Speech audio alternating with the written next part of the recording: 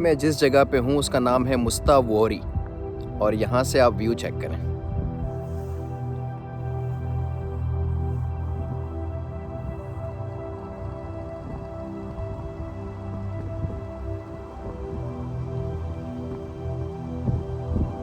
ये काफ़ी ऊंची जगह है और बहुत ही खूबसूरत व्यू है। यहाँ पे हैमक लगा दिया है मैंने और बस यहाँ पे आप आराम से बैठें, लेट जाएं और सिर्फ व्यू एंजॉय करें, कुछ करने की ज़रूरत नहीं है।